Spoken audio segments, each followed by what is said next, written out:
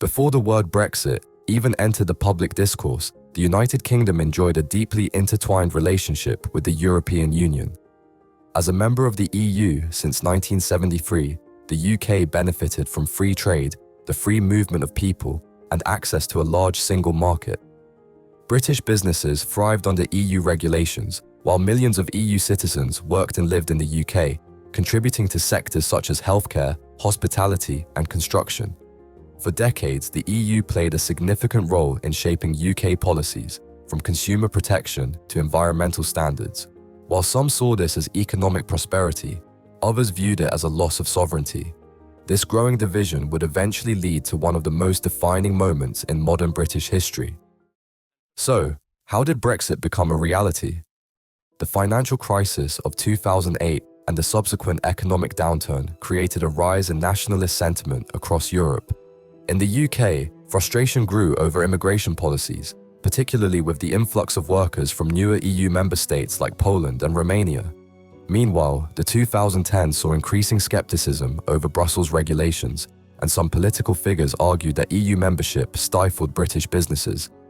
By 2013, under growing pressure from his party and the rise of UKIP, then Prime Minister David Cameron pledged to hold a referendum on the UK's membership in the EU if the Conservatives won the next election. He hoped this promise would appease Eurosceptics and secure his leadership. Little did he know, it would change the course of UK history. On June 23, 2016, the UK went to the polls. With a turnout of 72.2%, the nation was split. Leave won by 51.9% to 48.1%. The decision shocked the world. Markets plunged, the pound fell to a 30-year low, and David Cameron announced his resignation the very next day. The UK was entering uncharted territory. The European Union, too, faced its own crisis. Losing a key member state threatened the unity of the bloc. While some celebrated the return of national sovereignty, others feared economic turmoil. The journey to Brexit was not swift. It was a painstakingly long and complex process. In 2016, following David Cameron's resignation, Theresa May assumed the role of Prime Minister. A Remain supporter during the referendum, she pledged to honour the result and deliver Brexit, coining the phrase "Brexit means Brexit." Facing pressure from both Eurosceptics and pro-EU factions, she prioritised negotiating a withdrawal agreement with the EU. However, internal divisions within her Conservative Party and a lack of parliamentary consensus made this task immensely challenging, setting the stage for years of political deadlock. In 2017, the UK formally triggered Article 50, beginning the two-year countdown to leave the EU. In 2018, after months of negotiations, the UK and EU reached a withdrawal agreement. However, Parliament rejected it multiple times due to deep divisions over the terms of the deal. Some MPs believed it kept the UK too closely tied to the EU, particularly with the controversial Northern Ireland backstop, which aimed to prevent a hard border between Northern Ireland and the Republic of Ireland. Others feared economic instability and job losses if the UK left without a deal. These repeated failures led to a political deadlock, weakening Prime Minister Theresa May's authority and setting the stage for her eventual resignation. In 2019, after Theresa May's resignation, Boris Johnson became Prime Minister, vowing to get Brexit done. Determined to break the parliamentary deadlock that had plagued Brexit negotiations, Boris Johnson renegotiated the withdrawal deal, specifically removing the controversial Northern Ireland backstop and replacing it with the Northern Ireland Protocol. This agreement kept Northern Ireland aligned with certain EU rules to avoid a hard border with Ireland, but created new trade barriers between Northern Ireland and the rest of the UK, sparking tensions within the Union. Johnson then called for a general election in December 2019, banking on widespread frustration over the delay in Brexit's implementation. His campaign focused on a clear, decisive message that resonated with Leave voters, promising to end the uncertainty and move the UK forward.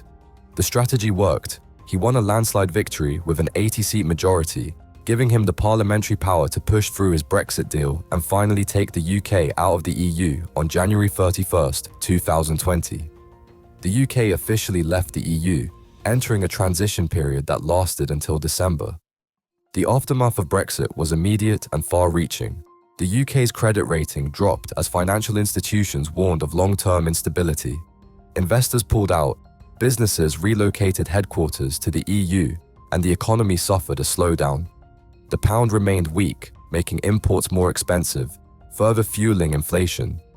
Trade disruptions led to supply chain issues, causing empty supermarket shelves and delays at border checks. Additionally, major industries such as manufacturing, agriculture, and finance struggled to adapt to new trade barriers and regulatory changes. The UK's automotive industry, which had long been a cornerstone of European car manufacturing, suffered significant setbacks.